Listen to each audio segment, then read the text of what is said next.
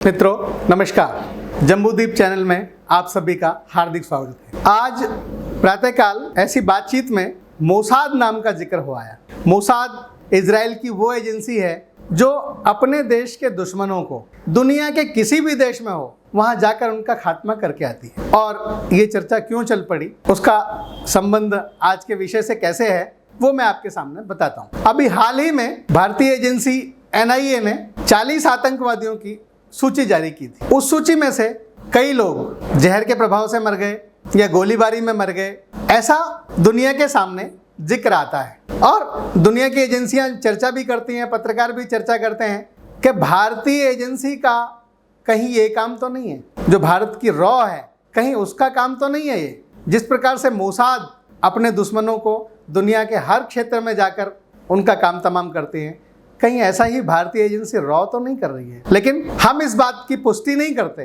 केवल ये चर्चा है। तो इसी विषय पर आज का विषय है। भारत से अलग होकर पाकिस्तान तो बन गया, लेकिन खालिस्तान ना बन सका। आजादी के बाद इसे लेकर कई हिंसक आंदोलन हुए, जिसमें कई लोगों की जानें भी गई। साल 1950 में अकाली दल ने पंजाबी सूबा आंदोलन के नाम से आंदोलन चलाया। 1971 में जगजीत सिंह चौहान अमेरिका चला गया और वहां जाकर उसने 1980 में खालिस्तान राष्ट्रीय परिषद बनाई और उसका मुखिया बन गया। 80 के दशक में पंजाब में जर्नैल सिंह भिंडरावाला खालिस्तान के सबसे मजबूत नेता के रूप में उभरा। पंजाब में हिंसक घटनाएं बढ़ती जा रही थी। इसके पीछे था जर्नैल सिंह भिंडरावाला, जिसे ऑपरेशन ब्लू स्टार में भारतीय सेना ने मार गिराया। इसके बाद 1984 में इंदिरा गांधी की हत्या, 1985 में एयर इंडिया के फ्लाइट में ब्लास्ट, 1995 में तत्कालीन CM बेअंत सिंह की हत्या, एक दशक के भीतर कई बड़ी घटनाएं हुई। सुरक्षा एजेंसियों से जुड़े रहे एक पूर्व IPS बताते हैं कि ऐसे आतंकवादियों का मारा जाना हमेशा एक इत्तेफाक नहीं माना जा सकता। इसके पीछे बहुत सी कहानियां होती हैं जिन्हें पब्लिक प्लेटफॉर्म पर लाना ठीक नहीं होता। इतना ही समझ लें कि पाकिस्तान इनके मारे जाने से बेचैन हो उठा है और भारत विरोधी देश और सरकारें सदमे में हैं। NIA ने 40 आतंकवादियों की लिस्ट जारी की थी। उनमें से कुछ का तो सफाया हो गया। अवतार सिंह खांडा, ये लंदन में स्थित भारतीय दूतावास पर लगे तिरंगे को उतारने का दुस्साहस करता है। अवतार सिंह खांडा को गिरफ्तार भी कर लिया गया था।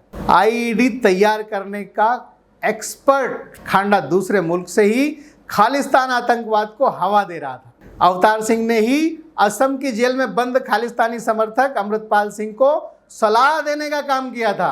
अवतार सिंह खांडा की बर्मिंघम के एक अस्पताल में मौत हो गई थी। 15 जून 2023 को खालिस्तानी आतंकी अवतार सिंह खांडा की लंदन के अस्पताल में मौत हो गई थी। इस दौरान यह भी बातें उठी थी कि उसे जहर दिया गया था। खालिस्तानी आतंकी हरदीप सिंह निज्जर कनाडा में बैठकर पंजाब में टारगेट किलिंग करवाता था और भारत के खिलाफ प्रोपेगेंडा फैलाता था। 19 जून 2023 को खालिस्तानी आतंकी हरदीप सिंह निज्जर की कनाडा के सरे शहर में गोली मारकर हत्या कर दी गई। आतंकी हरदीप सिंह निज्जर पर 10 लाख रुपए का इनाम था।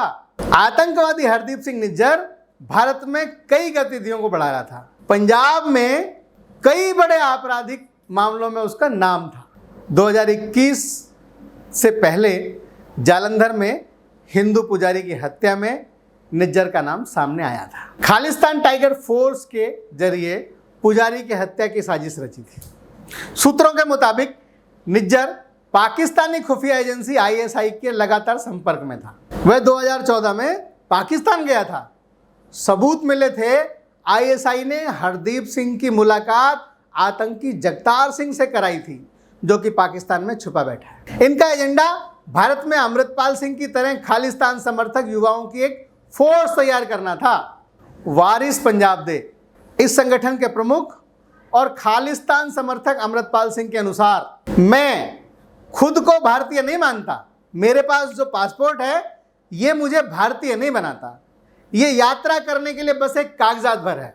वारिस पंजाब दे नाम का जो संगठन है, इसको आगे बढ़ाने में निज्जर और अवतार सिंह दोनों का ही हाथ बताया जाता है। निज्जर ने ISI की मदद से आतंकवादी ट्रेनिंग कैंप 2015 के दौरान ब्रिटिश कोलंबिया के मिजनेस हिल्स पर लगाया। आतंकवादी ट्रेनिंग कैंप का मकसद युवाओं को खालिस्तानी आतंकवादी बनाना था। खालिस्तानी मूवमेंट को खड़ा करने के लिए ISI ने निज्जर और खांडा का खूब इस्तेमाल किया। इस नेटवर्क की कमान निज्जर ने संभाल रखी थी। खालिस्तान समर्थक परमजीत सिंह पम्मा 6 मई की सुबह खालिस्तानी समर्थक परमजीत सिंह पंजवार की लाहौर में उसके घर के पास गोली मारकर हत्या कर दी गई। भारत में गंभीर अपराधों से जुड़े 22 केस दर्ज हैं इस पर। इसके खिलाफ रेड कॉर्नर नोटिस भी जारी हुआ था।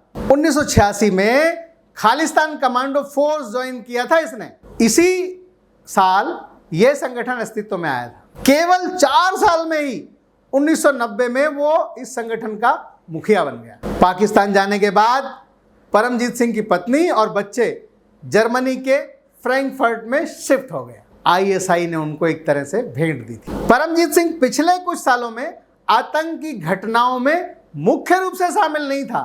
वो पाकिस्तान में युवाओं को हथियारों की ट्रेनिंग देता था, साथ ही वो भारत में अवैध हथियार और ड्रग सप्लाई में भी शामिल था। एक और आतंकी है हरविंदर रिंदा।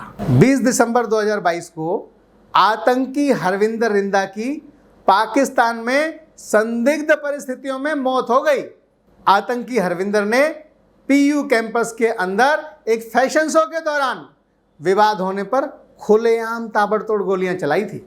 इस मामले में उसने साथी आरोपितों की गिरफ्तारी भी हुई थी। इस मामले में उसके साथी आरोपियों की भी गिरफ्तारी हुई थी जब रिंदा फरार होकर पाकिस्तान तक पहुंच गया। पाकिस्तान में रिंदा की संदिग्ध परिस्थितियों में मौत होने की चर्चा है, जबकि गैंगस्टर बम्बीहा ग्रुप ने रिंदा की हत्या पंजाबी सिंगर सिद्धू मूसेवाला हत्याकांड का बदला लेने के लिए करवाने की जिम्मेदारी ली।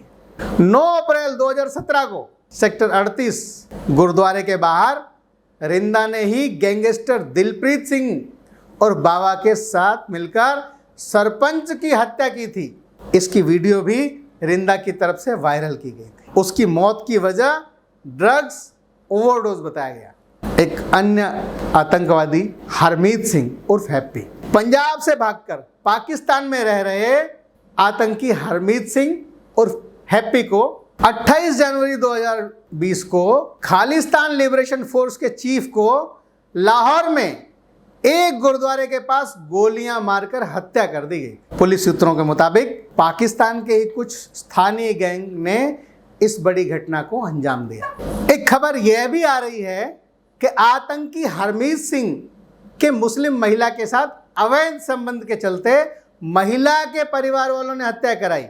खालिस्तान लिबरेशन फोर्स के प्रमुख हरमिंदर सिंह मंटू, इसको पंजाब पुलिस ने साल 2014 में थाईलैंड से गिरफ्तार किया। साल 2018 में उसकी हार्ट अटैक से मौत हो गई। आतंकी हरमीत सिंह पर अमृतसर में हैंड ग्रेनेड हमले की साजिश और पंजाब में आरएसएस और शिवसेना नेताओं की हत्या का भी साजिश रचने का आरोप है। सरकार ने कहा था कि खालिस्तान कमांडो फोर्स पुराने मिलिटेंट स्लीपर सेल को फिर से सक्रिय कर रहा है। और एक बहुचर्चित आतंकवादी नाम है गुरुपतवंत सिंह पन्नू। निज्जर और खांडा का गुरुपतवंत सिंह पन्नू को भरपूर सहयोग मिलता था।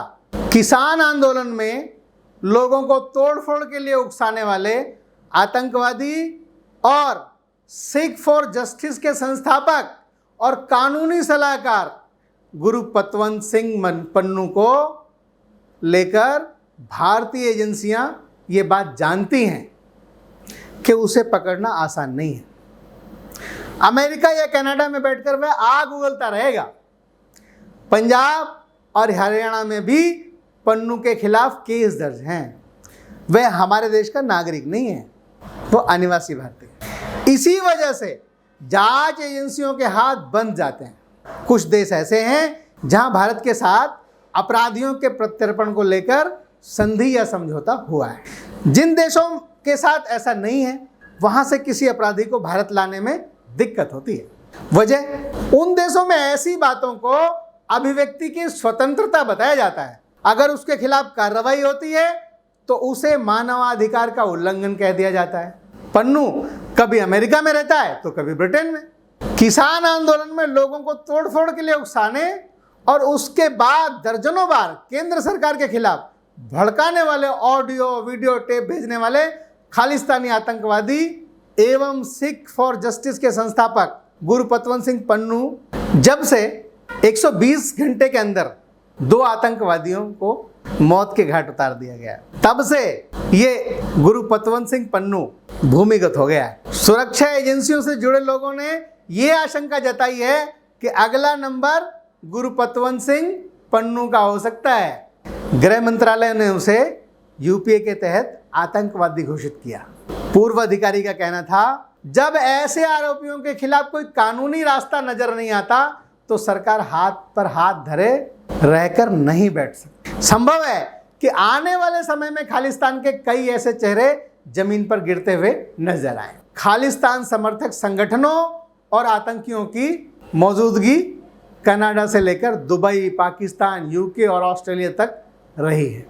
विदेशों में कई हिंदू मंदिरों में तोड़फोड़ की घटनाएं सामने आई है, जिसके तार खालिस्तान समर्थकों से जुड़े थे। बीते 12 जनवरी को स्वामीनारायण मंदिर पर हमला, 16 जनवरी को विक्टोरिया के श्री शिवा विष्णु मंदिर में तोड़फोड़, 23 जनवरी को मेलबर्न के इस्कॉन टेम्पल में तोड़फोड़, महाशिवरात्रि पर क्वींसलैंड के गायत्री मंदिर में कॉल पर धमकी देकर खालिस्तान जिंदाबाद के नारे लगाने को कहा गया था। ऐसी घटनाएं लगातार सामने आ रही हैं। भारत में लगातार गिरफ्तारियों से बौखलाए मई 2022 में करनाल में दिल्ली को दहलाने की साजिश रचने वाले बब्बर खालसा से जुड़े 4 आतंकवादी भारी मात्रा में हथियार के साथ गिरफ्तार किए गए थे। 24 दिसंबर को मध्य प्रदेश के जबलपुर में खालिस्तानी समर्थक प्रभजोत सिंह को गिरफ्तार किया गया। 26 जनवरी से ठीक पहले दिल्ली पुलिस ने खालिस्तान समर्थक 4 आतंकियों को गिरफ्तार किया। आप सभी को तो पता ही है, भारत में रहते हुए सभी गुरुओं ने भारत की एकता, अखंडता और भारतीय संस्कृति के साथ सनातन धर्म की रक्षा के लिए अपना सारा जीवन लगाया। लेकिन आज उनके कुछ अनुयायी पाकिस्तान जैसे विदेशी देशों के बहकावे में आकर उन्हीं गुरुओं के भारत की एकता और अखंडता को तार तार कर रहे हैं। वीडियो में अंत तक बने रहने के लिए आप सभी का बहुत बहुत धन्यवाद। वीडियो को सब्सक्राइब करें, लाइक करें, शेयर करें। मिलेंगे अगले किसी वीडियो में किसी नए विषय के साथ। तब तक के लिए नमस्कार।